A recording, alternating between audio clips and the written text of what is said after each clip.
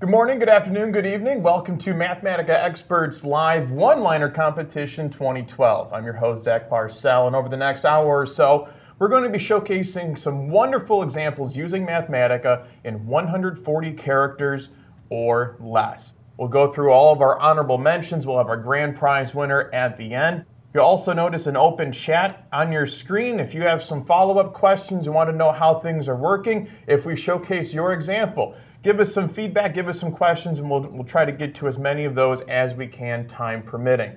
Let me introduce my colleagues here who'll be showcasing these honorable mentions and our grand prize winner. At the far end of the table, we have Yuncong Chen, followed by Vitaly Korov. Hello. And finally, Chris Carlson. Hi. And Chris, you're kind of our resident one-liner expert. We've been doing this at our tech conference for a few years and finally able to showcase it on Mathematica Experts Live. Right. The last 2 years we've had one-liner competitions at our technical conference, and it's always a lot of fun. And we're always amazed by what people submit. So we decided to open it up to the world and let you show us what Mathematica can do, and we've been amazed this time by the submissions. Mathematica is such a huge program that there are always corners of functionality that you won't be familiar with.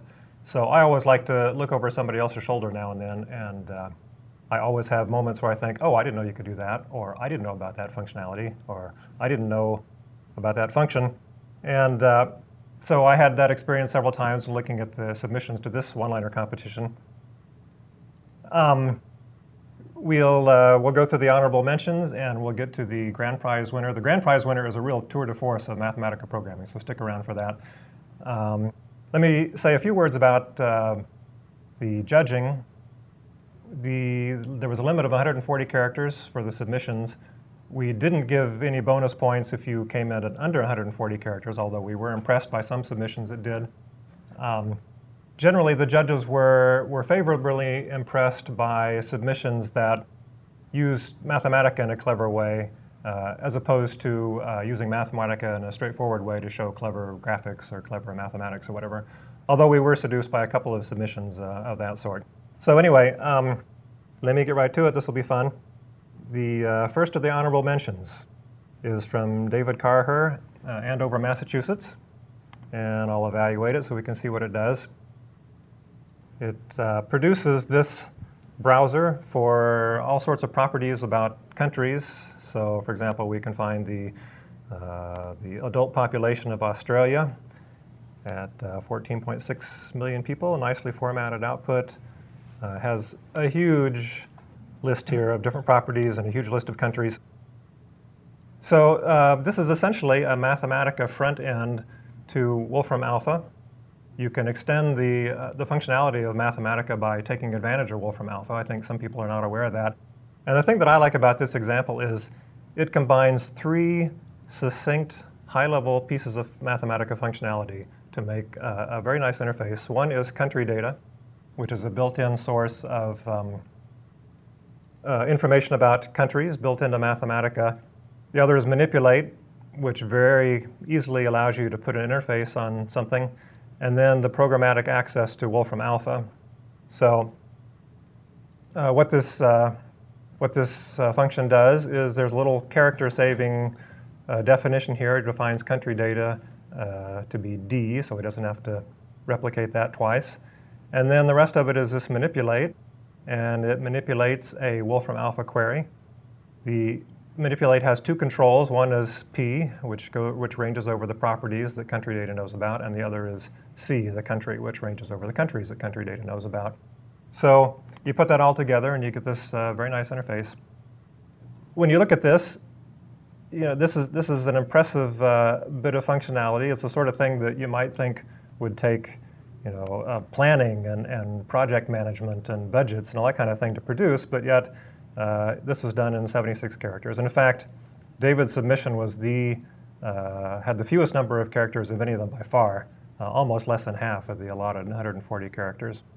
So that's the first of our honorable mentions, and David gets a year of Wolfram Alpha Pro. Yeah, we should say that all the honorable mentions. We'll have 15 of them. Each of them will receive 1 year of Wolfram Alpha Pro, and then a grand prize winner gets a $100 credit to the Wolfram online store. And all of these honorable mentions are shown in no certain order. These are a very random order. There's no, first, second, third place runner-up. We're just showing the 15 that we chose as our honorable mentions. And Vitaly, I think you're up next. Yes, sure.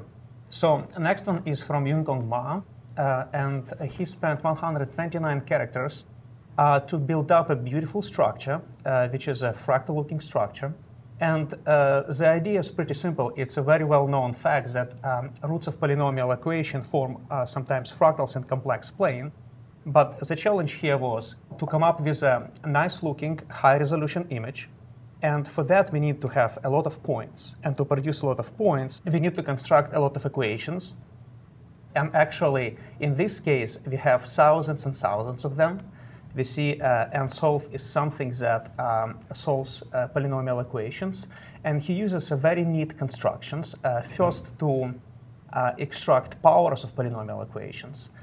He uses z at the power of range that will produce automatically.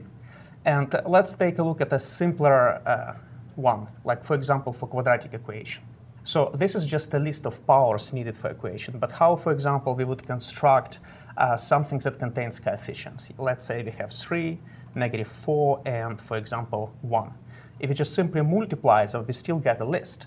So he very cleverly uses as a scalar product, which is a dot here, and it automatically constructs a polynomial equation. And actually maps, we can see the short notation for the map here and here, maps a numerical solver in Mathematica over it, and this piece of code basically solves more than 4,000 equations. It gives you the root, extracts real and imaginary part of these roots, and basically puts these points on a complex plane. And you get something as beautiful as this is. Fantastic. Well, let's keep on going with our honorable mentions here. I think Yuncong, you're up next. Yes, this entry is from the Bianca Eifert from Germany.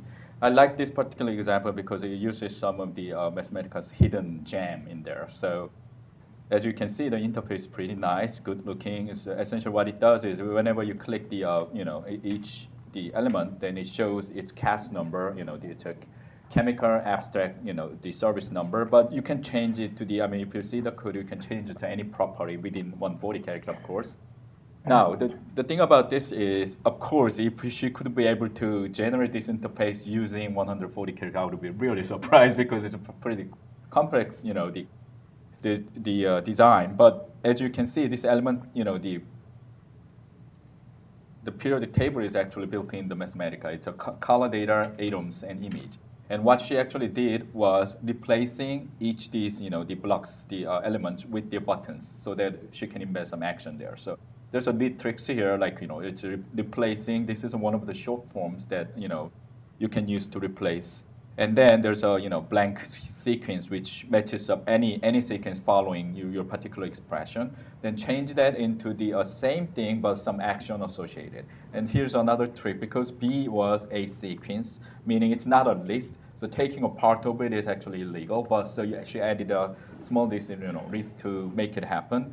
And then a lot of things are kind of straightforward. You use the dynamic to change the title. So you can, if you click these the entries, then it shows the selected properties of that.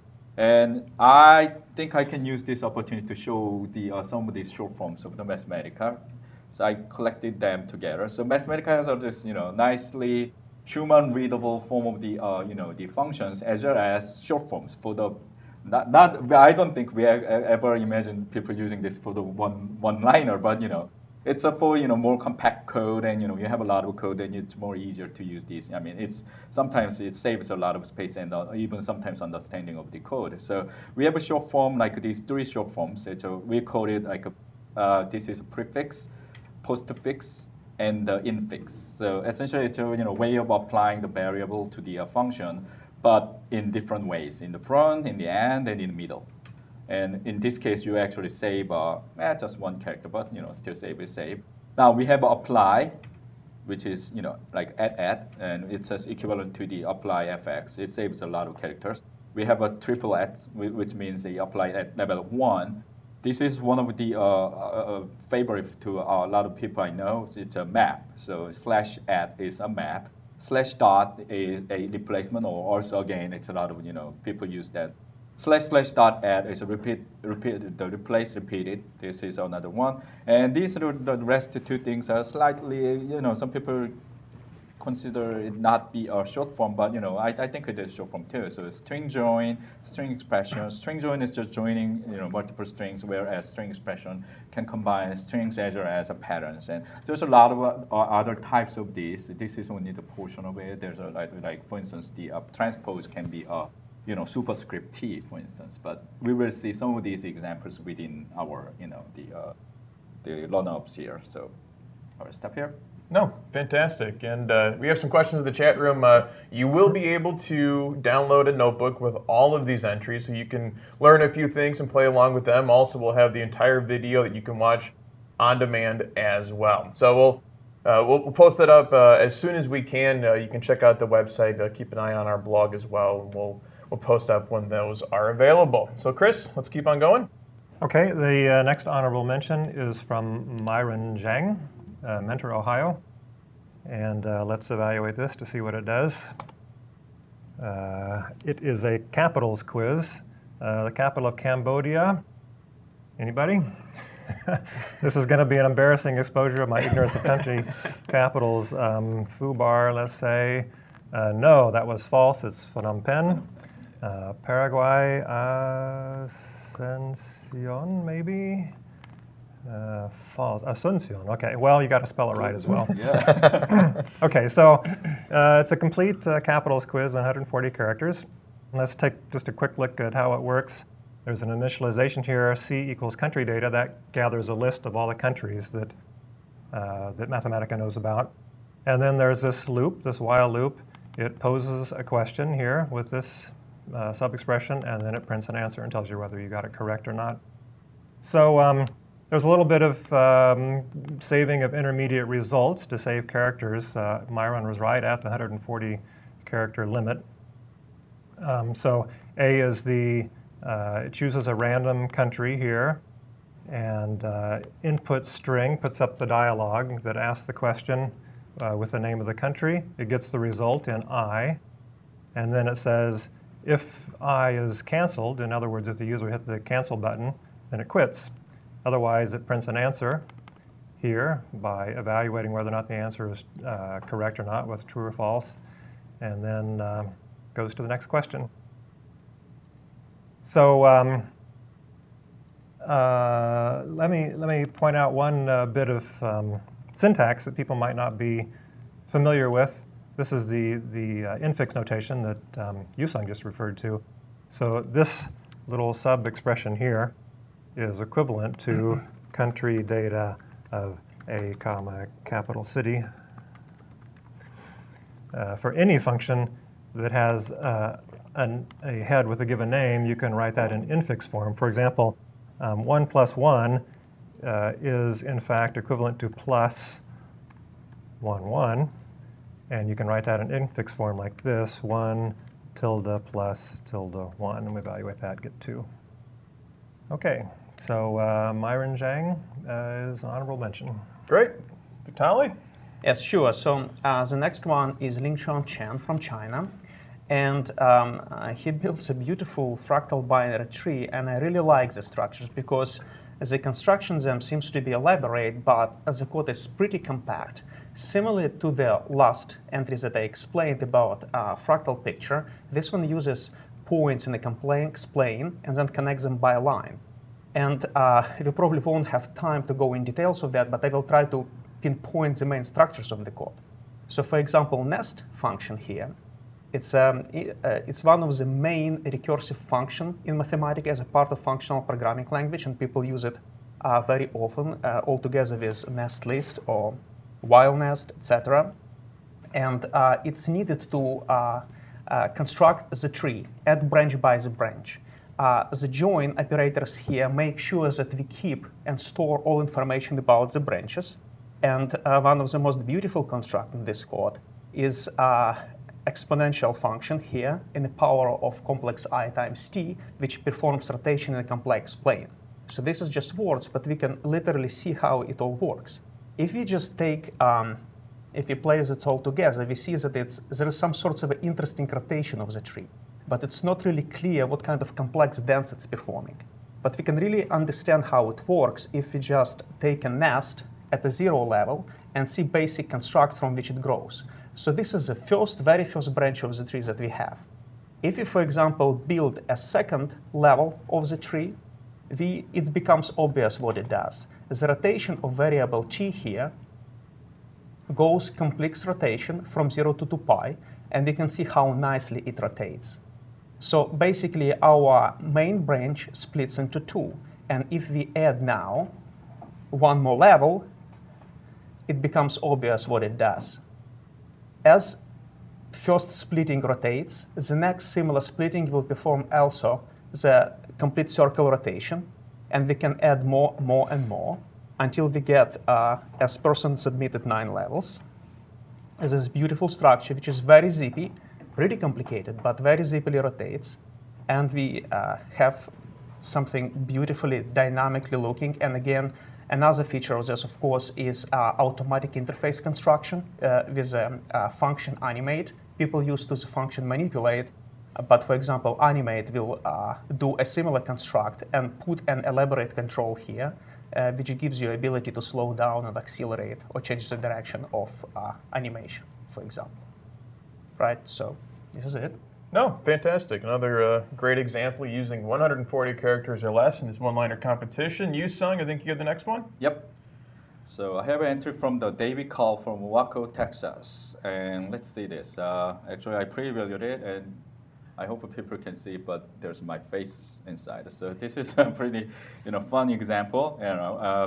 So what it does is it's composing with the tweeter. Of course, it's a reference to 140 characters, right? The tweeters and the 140 tweeters actually here. So image assemble and combining that using image compose and image add. And there's a couple of things I want to mention in here. Here is interesting usage of the couple of functions. First, the image compose and partitioning, then image assemble, which create this nice mask.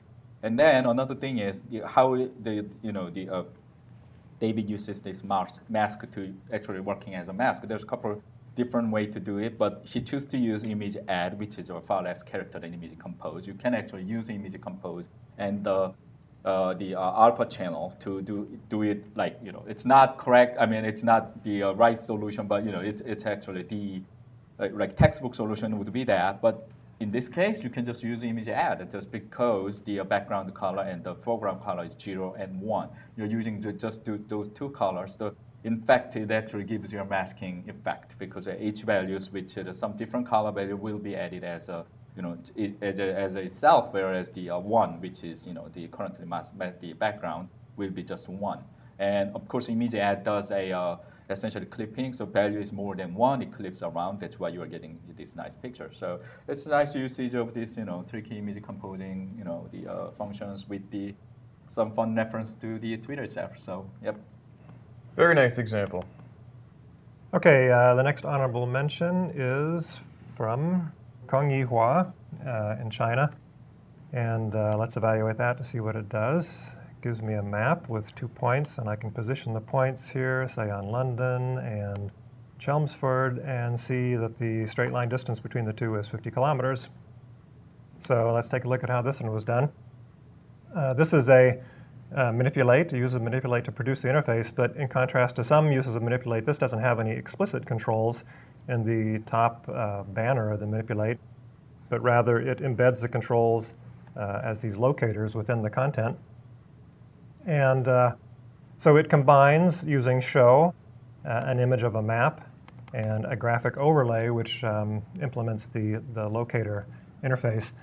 So one of the things that's unique to Mathematica, which you also saw in the last example, is you can embed images and expressions in line, and for the purposes of the competition, those images count as 1 character. Although, in this competition, if you try to encode tons of information in the image, the judges will not look favorably on that. So anyway, this combines the graphic on top of the show. The graphic consists of the line, which goes between the two locators P and Q. There's a little some assignments in here that they use to save characters. And then the text label at the bottom, which takes the norm of p minus q, that gives the distance between the 2 points. It scales it so that it corresponds to the units in the map and then displays that as a text item. There's one clever use of reuse of components here. So the initial value of p was actually chosen so that it could be reused up here in the positioning of the text element, and it's also reused down here to provide the initial value of the Q locator. So there were a couple of characters saved in doing that. Let me just mention one thing briefly. It's not quite so apparent over the link what I'm doing here, but if you're exploring Mathematica code and trying to figure out how it works, a very convenient thing to know is that if you triple-click the head of an expression, it will select the entire sub-expression. So that gives you an easy way to get a handle on the structure of some code. And if you continue to click, if you click 4 times, 5 times, that highlight will expand to successive levels of expression. You can also triple click, and then on the Mac, if you use Control period, on Windows it might be Command period. That will also step up levels. That's an easy way to explore code and understand its structure. Not only a great example there, but some nice tips to use in Mathematica. Let's just keep on going with the honorable mentions. Again, all of our honorable mentions are receiving 1 year of Wolfram Alpha Pro. You can learn more about that at wolframalpha.com/pro, and stick around for our grand prize winner. They will receive a $100 credit to the Wolfram Online Store, and we have a great grand prize winner too that we'll show a little later on. But let's keep it going. I think Vitaly? Sure. The next one is Xiang LI. With 127 characters, and he's from China. And I really like this example because it reminds us what kind of fun you can have with Mathematica. Again, what does this example do, similar to a few others, it accesses curated data at Wolfram Alpha, integrates them, imports them in Mathematica, and constructs an interactive interface. In this case, we're looking at the films which got Oscar for the Best Picture nomination, and we are looking at the posters. And you can immediately understand how powerful our curated data stored in Wolfram Alpha are. They're not concerning only, for example, elementary particles, physics, mathematical data, graph nodes. They go all over the domain of human life and human data, and contains things like, for example, songs, their authors of films, for example, and their posters. So if we can take a look at this code, we see that there is actually interesting thing. There is a double call to Wolfram Alpha servers. And the person here, Xiang LI, saves characters because he needs to use Wolfram Alpha function twice. He calls a variable w, Wolfram Alpha function, and then uses just w twice. And this is how he saves characters. Another element, of course, triple adds that Yuncong explained before. And very interesting constructs here, which could be a little bit surprising in sorts of a power, and you can ask why is it needed. But if you look under the poster, you will understand immediately. Otherwise, we would need construct of a list or a comma or a row, and it really saves characters if you just use a Mathematica typesetted notation for power and put, for example, name of a poster kind of in the power of the year, and it saves you a space. And it's so basically, let's see how it works. I can browse through these posters, and the technology behind it is first call to Wolfram Alpha gets the list of Oscar-nominated films, and the second call to Wolfram Alpha maps over the list and gets the poster images. I did not get all of them because there are many of them, but I will just show just a few, and I recognize some of them. For example, I saw Heart Locker, and it's a great film. And I'm looking forward, for example, to An Artist, which was a nomination pretty recently. So I really love this one because it shows the integrated power of this computing environment, which is called Mathematica, that you can take everything, put it in, and in a few lines of code design something really interesting. That's a really fun example. I like that one. Okay, the next honorable mention goes to Mark Holt, London, United Kingdom. This is a sound example. And let me play it for you.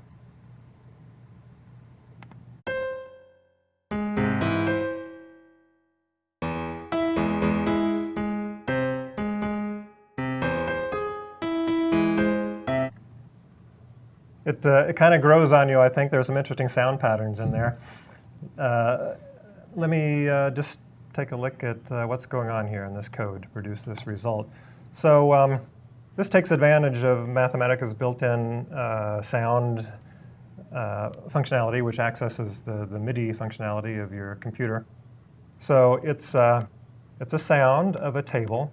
So that means it's going to play a sequence of things. Each element of the table is one sound that you hear, and each element is a sound note. The sound note takes a list of values and plays those things as a chord. So let's look at an example. So if I say, for example, sound note, and give it a list, say 159, then it will play a chord.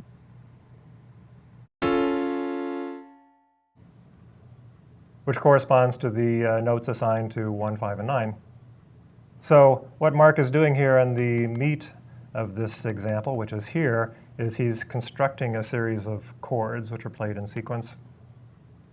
We can pick out sub-expressions of this and just evaluate them outside to find out what's happening. So there's two things here that are multiplied together, this nest list and this complicated expression here.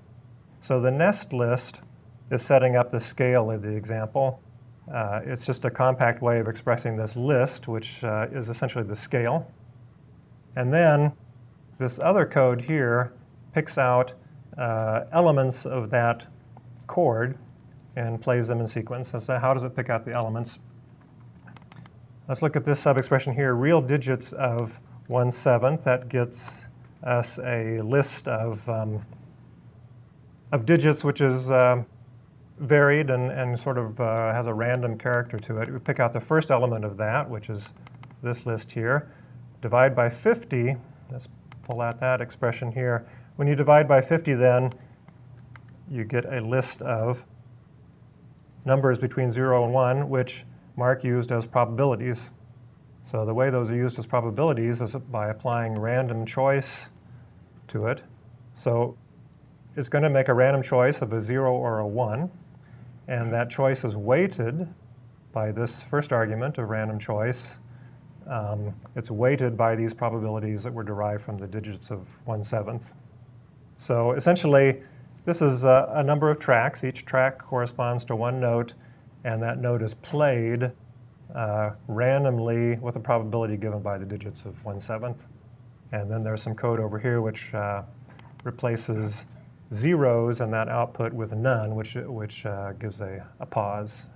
So that's a nice scheme for producing some random melodic structures, harmonic structures. Yeah, a fun example there. And if you want to play that for yourself, we'll have the notebook up for download soon, and you can play around with some of those too and see what kind of sounds you can make. Well, Vitaly, I think you're up next with our next honorable mention. Sure. The next one is Tyler Coy from Austin, Texas, USA, with an entry of 122 characters.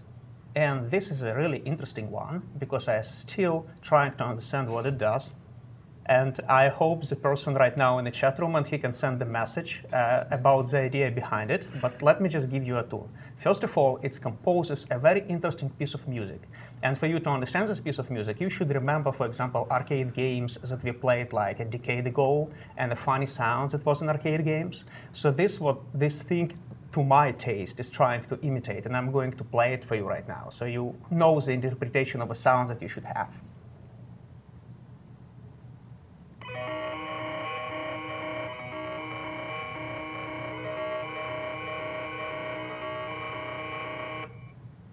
So that was an interesting piece of music. And actually, I would like to say a couple of words about an interesting interface that Mathematica provides while simply composing the sound. This little piece of interface that you see here constructed automatically by the Mathematica interactive notebook. And basically, this code in most part constructs a list of data that the function, which is called listPlay, is applied to. So you construct a list of numbers simply, and then you wrap it in the listPlay, and it will make a music. But what's interesting about it, if you go to Documentation Center and look, for example, at the function listPlay, You see, it's very easy, for example, to put inside some set of integers, for example. But then the sounds that you get from this would be completely noisy. But this is not what happens in this case. So just, just to demonstrate something, I took the data that are going into this interface to make a sound. So I'd like to show you. This is some very intricate structure of the data. They similarly do the same thing, but then suddenly behavior can change, as you see at the end, and come back. And this behavior you can see sometimes in so-called iterative recursive function, but there is no recursion here. It's a very interesting construction which uses bitwise functions, which we can find in Mathematica. If you go, for example, to tutorials on integer and theoretic functions in Mathematica, you can see functions like mod or bit and using those functions, we can construct this interesting list of data and just wrap it into list play, and it will automatically produce an interface that will play you that interesting sound. So the data almost look random, but the sounds that they produce looks kind of harmonious to an ear. And I was kind of going through this code and trying to understand how does it work, why does it do this thing. So if the author in the chat room and he can send us a line, what he had in mind and what is the mathematical structure behind it, how it maps onto musical space, why doesn't sound like a noise but something interesting, please let us know, send us a line. This is a really beautiful example. No, these were some of those fun examples that even our judges and our panelists, they'll learn a few things from time to time. Absolutely. All right, well, let's keep it going. Yuncong, I think you got the next one? Sure, yep. This is an example from Roman Osipov from Russia. I like this example because it uses a built-in mathematical function very well, and it also has a very educational value on it. So what the Roman did here is using Boolean function. I will describe what it is a little bit later. And using that, he drew the set of three Venn diagram for three sets, and it shows all the combination of these Boolean functions, like the or, and, and everything, negations, and of course, in a sense, it can, replicate the complement too. So, as you can see, all possible, combination of those, a different type of Venn diagram is showing here. So I will describe it a little bit how it works. So essentially, first, he used the Boolean function, which is, I think it newly introduced in version 7, I believe. And it gives you all the sets of the Boolean function with the given variable. For instance,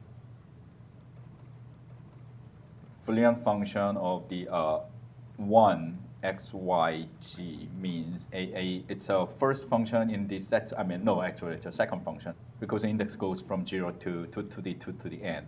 So this is the Boolean function which combining this x, y, g, and it always returns predicate on this x, y, and g value. Of course, it can be two variables too, and the first number is the it can change between the all these combinations. So the number of the functions you have with those certain number of variables are defined by 2 power of 2 power of n, where the n is the number of the variables. So let's say you have 2 variables here, then what you get is 16 Boolean combinations. So you can say, of course, the 15 is the last one. It's true. The 0 is the first one, which is always false. And in between, you get all possible combination of negation and then or.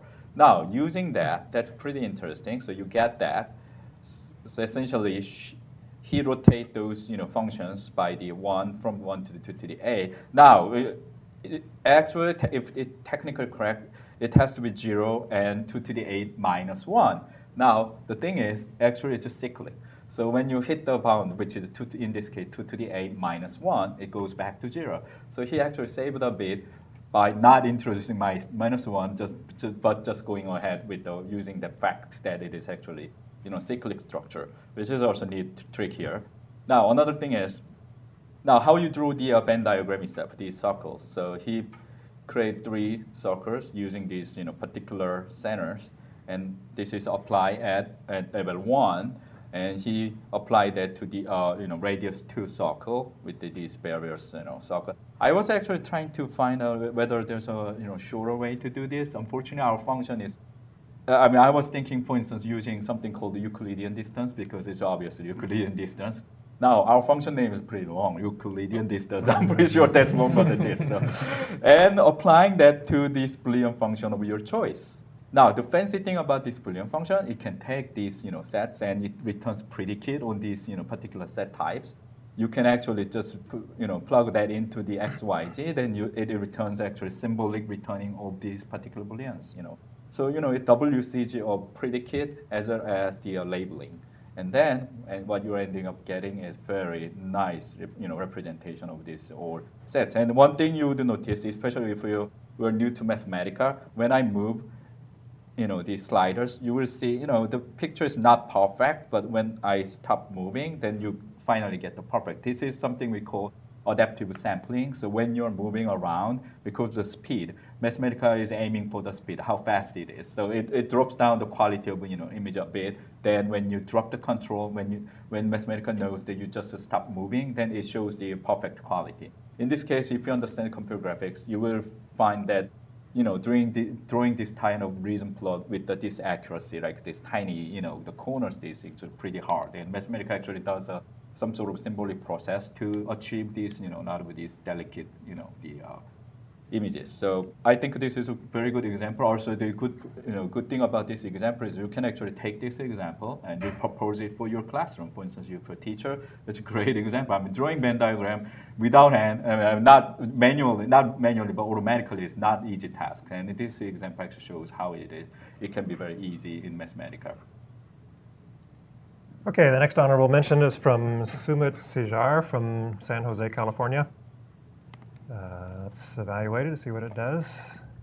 It puts up this interface, for graphical exploration, and gives you a number of parameters that you can play with to produce some very interesting patterns. And there's a lot out there to explore. An amazing variety of patterns, and just watching the transitions between them is pretty fascinating. As I'm exploring this, I'm taking advantage of one of the functionalities that some people are not aware of. When you drag a slider, if it's a very sensitive slider, you can hold down the Option key on Mac while you're dragging to increase the sensitivity, and you can make it even more sensitive by holding down Option Shift and slowing things down quite a bit. So this is a pretty straightforward code. This is one of the ones that had such beautiful content that we were intrigued by it. This is one of the things that I love to do with Mathematica, is take some graphic phenomenon and parameterize it. It's so easy to throw an interface on it using manipulate. You just on a whim you can explore, and inevitably you find interesting things that you didn't expect. And this is a good example of that. The controls in this case are the plot range. The plot range of the graphic, which gives us zoom, the radius of a spiral, the angular distance, and the length that it progresses. Let me explain what that means. So it's crank this A all the way down to almost 0. Let's zoom out. And R is a radius. So what this is essentially doing is it's drawing a logarithmic spiral. And L controls how much of the spiral it draws. R controls how quickly the radius decreases as you go around the spiral. And A is the increment that it uses the angular increment that it uses when it draws the spiral. So A is what introduces this interesting complexity. And the spiral is drawn as a single polygon here. And because of the way Mathematica draws polygons with even odd fill, whenever the polygon overlaps itself, you get a transition from black to white, back and forth. And that's what gives you this black and white image. So there you go, graphical exploration with Mathematica. No, very neat example. We have 3 more honorable mentions to get to, and then our grand prize winner, so stick around for that. And just keep it moving. Vitaly, you have another fun audio example here. Sure, I'm going to jump to it in a second. I just wanted to mention something about this example before. Yeah. Actually, Chris had a blog a little bit a while ago about spiral phyllotaxis, is pronounced like this. And that thing, if you play with that graphical thing, you can discover actually that it has a similar structure of the points and polygons, basically maps Yeah, on these exactly. points. Yeah, Yeah. and you can go to Chris' blog, to our Wolfram blog, find it there. It's called How I Made Wine Glasses from Sunflowers. It's a beautiful name for a blog. And you can read about the structures and find out a lot of interesting things. Yeah, I mean, another point I want to mention here is the Chris has a lot of demonstrations in our demonstrations.wolfram.com, which is in association with these, patterns and a lot of nice designs. So, if you're interested in these type of designs, I'm highly, recommending Yes, to people to go there definitely. and take a look. No, great. So next example is from Thomas Gutierrez from California, USA. This is submission with 127 characters. And this is something that I really would like to talk about because I'm a physicist by education. And the person in this example does something extremely interesting. This is, I think, part of part of the arts when we can take a scientific data and map them into some sorts of artistic representation. In this case, simultaneously, visual and audio representation of data about elementary particles. If there are some non-dedicated users here in the audience, you know that elementary particles is something that all the matter is made of on a very, very small level. And we know things like that atoms consist of protons, electrons, neutrons, etc. So there are many particles like this, and they have their physical properties. So what Thomas is doing here, he extracts two properties like that, which is called spin and mass, and maps specific sound function, which is called sound node. Basically, he maps those data on a space of notes, like you can think about a piano, right? And you somehow map those data on the piano keys, and then you make a beautifully looking instrument. Just look at this, how original this image is, right? And I would like to play it for you. And this will not be a piece of music, like plays continuous. It's an instrument that you can play. So basically, every single line, which have many, many lines here, is representing a piano key. And I will try to show you, I'm not sure how well it will be carried out through the audio session here, but the longer the key here, the higher supposed to be the pitch.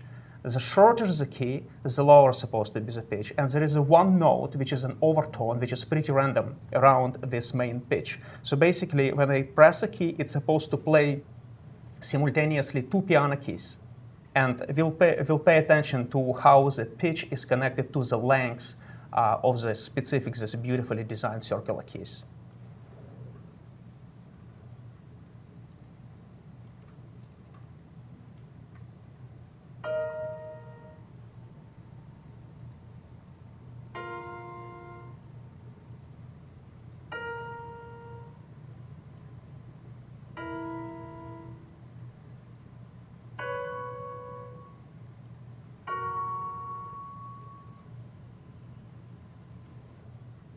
Well, probably it wasn't heard that well, but at least I play with it for at least half an hour. So I can tell you for sure that it does work like that. And let me explain you now how actually the code is working. So basically, we already mentioned a couple of times that we have a huge database of curated data stored in Wolfram Alpha. And besides that, in Mathematica itself, we have so-called built-in data, and we have here a function which is called particle data. And you see Thomas, he is trying to save the space because he's using this particle data quite in a few places of a code together with a spin and together with mass. He assigns with a replace all and rule particle data to variable p, and everywhere when you see p in the code, it means particle data. And just to mention briefly, to save the characters, he also uses, let me just go to help, which is called like left and right floor notation. This is for the function floor. So you see the function floor, it's basically, it's 5 characters plus the brackets itself around it. And if you use just 2 characters for the left and right floor, it's really save user space. This was a really clever move. And he uses an interesting power of dot point 3 that I still trying to think through why exactly that power, to convert mass into some sorts of a discrete space. That would be interesting for me to know why exactly 0.3, but I think it's just to make a very nice going function.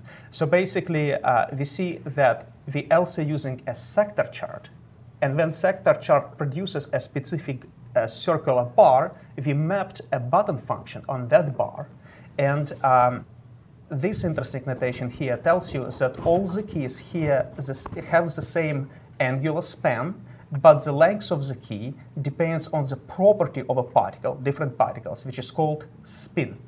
And because, the property called spin. But when we press a button, the second argument of the button actually tells us that we're going to play in a sound node, and the sound will be depending on two things, on particle spin, particle mass. And we're here multiplying by 2 if you're wondering what is it about. It's because you can fit only integers there, and spin can be having denominator too, but it's like very specific details about it.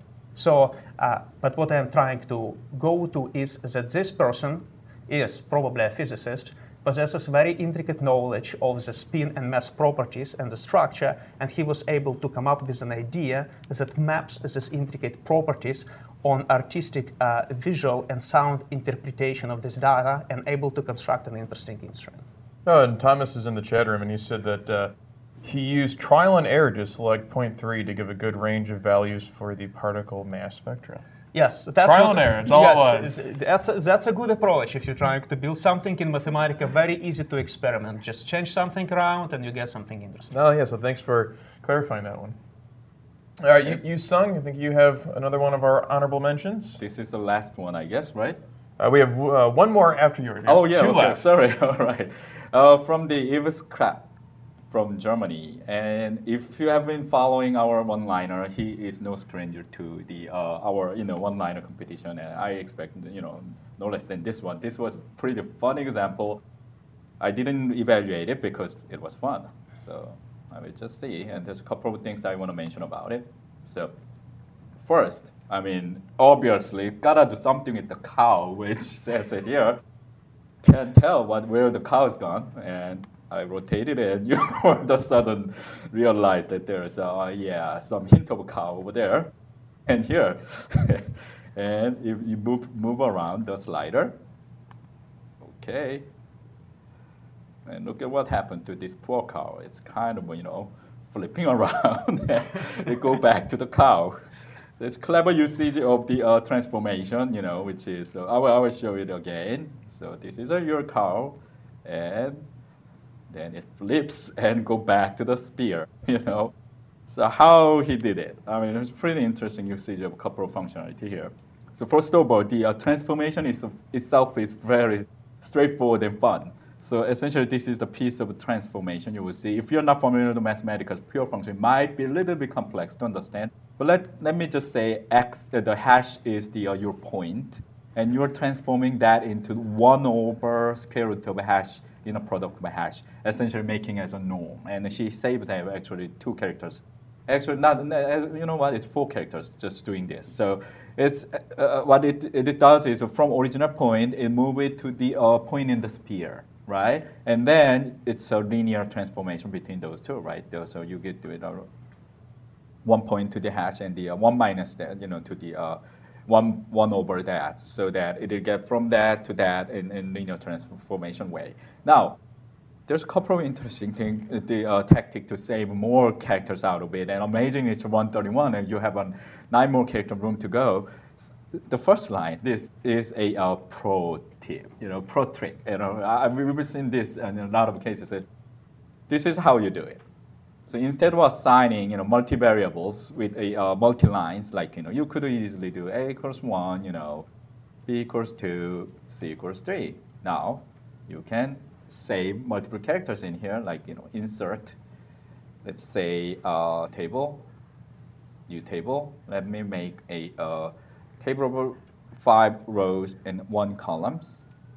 Now you get this equals this. Now you see what I'm trying to do, right? A, B, C, D, E, 1, 2, 3, 4, and 5.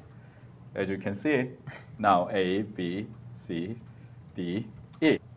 You essentially assign whole this chunk of the variables in one shot, And in fact, you're saving a lot of characters by doing so, And it applies to any other listable operations too. So it's a pretty neat trick to do it. Another trick he used here is, the replacement. This is, if you see this line, it might be very, it's kind of hard to understand what's going on, but I will dissect it using simpler code. So what's happening here is, you have a list of 1 to 3. Let's say I want to replace 1 to some character. 1 to some rules. That's one thing. Now, obviously, what I would do is like this, because it's not one-liner, and I would more, aiming for the readability. Now, it's precedence. The Mathematica has an order which one it follows first. You can just do this, and what's essentially happening is this. Oh, what did I do wrong here? Oh, sorry. Because I assigned the variable already. Let me clear. Okay. So, and let me replace this with this. As you can see, A is being replaced by this rule. And you can see that, you don't have to use the brackets or anything because of the precedence, the order Mathematica taking care of the business, it automatically taking into that account. And then you can continue on replacement. That's another one thing about the replacement. So you can do something like this, and you can continue on. And that's what exactly he did. And he saves a lot of characters by just following these orders. So that's one of the good tricks to do. And the example is just fun. So Can you play it one more time? sure.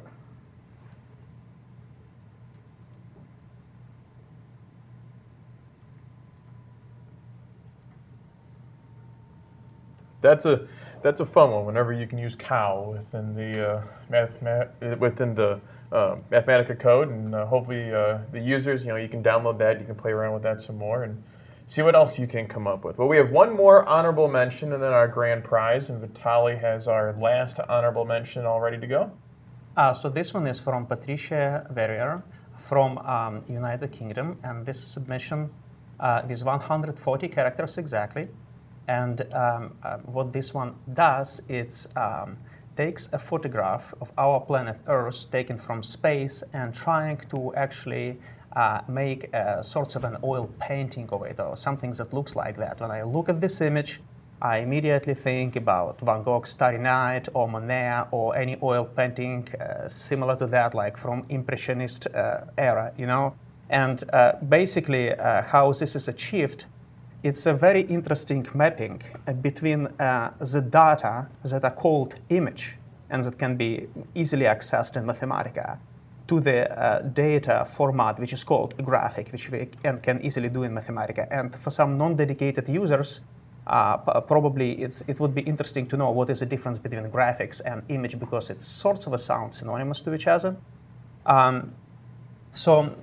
Like image, it's a representation of an object in terms of the pixels. And graphics, in this case, it's a specific graphic primitives like points, dots, that if you, for example, drag around like this, scale pretty well, and they don't lose the resolution. If you would do the same thing with the image, of course, it would lose the resolution. So to explain how it works, I have to explain you a few pieces of the code, and there are some very neat constructions here that I would like to go over here. So first of all, this code uses built-in astronomical data, which are stored in Mathematica, and takes image of Earth, real photographs, and does some sorts of a manipulation. The first operator that applies to it is called image data, and basically what it does, it extracts RGB channels from that image, and the next one would operate, for example, on rearranging them, because when you go from image space to graphics primitive space, you have to a little bit rearrange the data around. One of the most neat functions here that you probably don't see is called transpose. It's a little t, kind of like the power here, but it's not really the power. So the person used this technique to save some characters, and I would like to explain you how it works. Imagine that you have a simple matrix, right? In Mathematica, it's a list inside, two lists inside of list. and you have something like this. So this represents a matrix, which you can easily see in the matrix form. But this shortcut notation, what I'm going to do currently, I'm going to press escape, then I'm going to press TR and press escape again, and this creates that little letter here, T. And if I execute it right now, you see it's exchanged by the places of diagonal elements, 3 and 2, and this basically means that operator transpose was applied. And it's very neat trick, because otherwise you have to type the full function name, which is called transpose, and it's really a lot of characters. So this was one neat trick used in this code. And another one actually was using of the function which is called map index, that very convenient construct in Mathematica. I will briefly show you how it works. We all used to the construction which is called map. We use it pretty often. And here I construct a random matrix 3 by 3, and we see if you map a function q, you basically, at a level 2, you have to specify a level. You have this function applied to every element inside. But when you map index this function, you see that not only it's applied to every single element, it's also pick up the index of the element and feeds it inside the function as a second argument. And it was invaluable, a very neat construct for this specific piece of the code, because this is the way you see this graphic, the graphics here and the disk. So this was the way to understand where to place the disks instead of the pixel. Basically what we do, we extract information about the pixel, RGB colors mapped actually on the color information inside this data, but also we extract where the pixel is located in terms of its coordinate. Like, for example, this pixel is 20 and 30, we extract it, we feed it to the where this disk is supposed to be placed, and we get this interesting image. So I see that Patricia has a really intricate knowledge of our functional programming language and understands how she can manipulate this function and compactify the code to construct some sorts of artistic representation of this photograph. Oh, great. So there's our 15 honorable mentions, and each of them will receive a 1-year subscription to Wolfram Alpha Pro. Stick around after we wrap things up. There'll be a quick poll. We'll keep the chat open for a little bit. We'd love to hear what you thought about this episode of Mathematica Experts Live. And well, our grand prize winner, Chris, is going to receive a $100 credit to the Wolfram Online store. Who is our grand prize winner? The grand prize winner is Boris Falelchik from Minsk, Belarus. This is a beautiful example, and it's worth spending a little time on to understand how it all works. Let me show you what it does. I'll evaluate it, and it does nothing until you move the cursor into the graphic, and then these particles come streaming in from infinity. And if you move the cursor, the particles follow the cursor like pixie dust, and you see that there's the smaller particles are closest to the cursor, and the larger ones are farther away. If I move back out of the graphic, then the particles sit there and they vibrate and they slowly sort of disperse, waiting for me to move back in when they follow the cursor again. So that's a lot of functionality to pack into 140 characters. Boris got a lot of mileage out of a couple of very simple constructs, and he also took advantage of one of my very favorite constructs in Mathematica, which is a self-triggering dynamic, and I'll explain how that works. But let's take a closer look at this code. So there are 2 lines here of initialization, and then a graphic, which you can see contains some disks. And this dynamic wrapper is what keeps things in motion. So since these variables here are not localized or global variables, and we've already evaluated this, we can just take a peek at what their values are. R is just a function which doesn't have any arguments, and every time you evaluate it, it gives you a random number between -0.5 and 0.5. P here is an array of 99 things, and each one is a pair. Let's just take a look at P. It'll make it easier to understand. So each one is a pair which contains a pair of numbers and then a single number. These are in fact the centers and the radii of the disk that the graphic explains. So it initializes P to this initial list.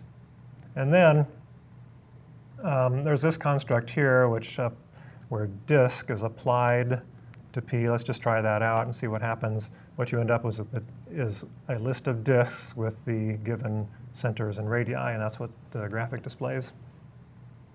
The meat of this example is here in this expression. Let's take a closer look at that. So P is this list of centers and radii, and every time this expression is evaluated, it reassigns the value of P by applying this function to every element of P. So P is just a recursive function that derives a new value of P from the old value of P.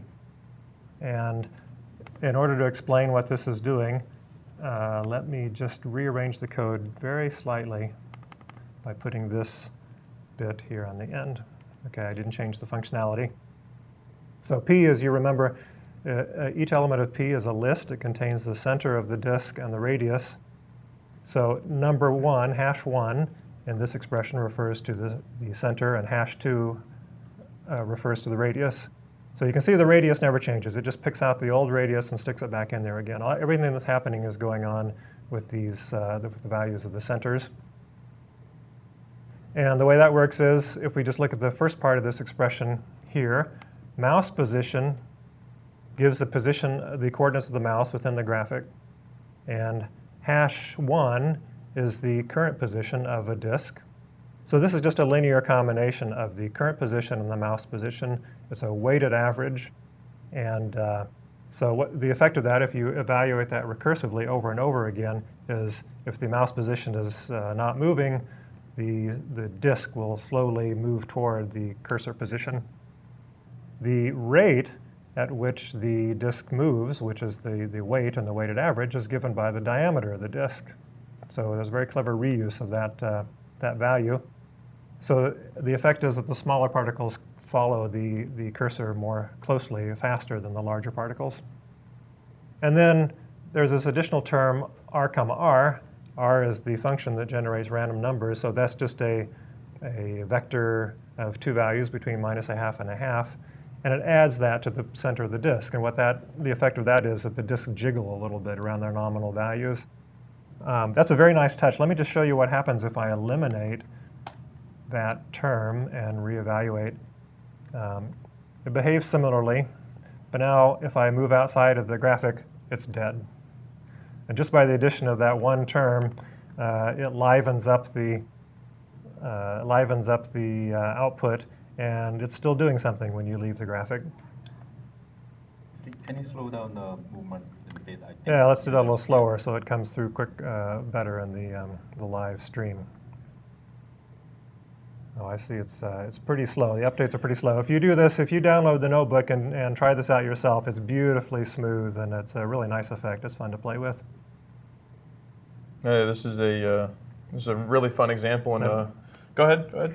Okay. So there are a couple other nice touches in here. So you see there's a second argument to mouse position, and what that does is, if the mouse is not within the graphic, the second argument is the value that mouse position will return, and by supplying hash 1, which is just the center of the disk, that makes the disks stay positioned where they were when the cursor left the graphic, and then this r comma r term makes them jiggle around in place. And the last thing I want to explain is how the motion is achieved in this example. So that's this concept of a self-triggering dynamic. And this dynamic wrapper is what makes it all work. Let me show you a concise example of that. So the way dynamic works is, let's say we have, let's say q plus 1, okay? So if I evaluate that, q apparently had a value. If I reset q, say make q 2, then boom, that dynamic automatically updates whenever q updates. So the front end wakes up, Mathematica wakes up, and it says, oh, q changed, so it has to update this value. Let's stick in a pause here so things don't happen too quickly. Let's put in, say, 1/3 of a second. And now suppose we say q equals q plus 1, so it's going to reset the value of q when this evaluates. Now if I evaluate this, it's going to count up, because every time it evaluates, it changes the value of q, and then it says, oh, q changed, I have to reevaluate again. And it's a self-perpetuating loop, and it keeps this thing in motion. So that's what's happening here in this sub-expression. It reassigns the value of p, the points, and because this whole thing is wrapped in dynamic, it just keeps reevaluating, and all those particles follow the cursor.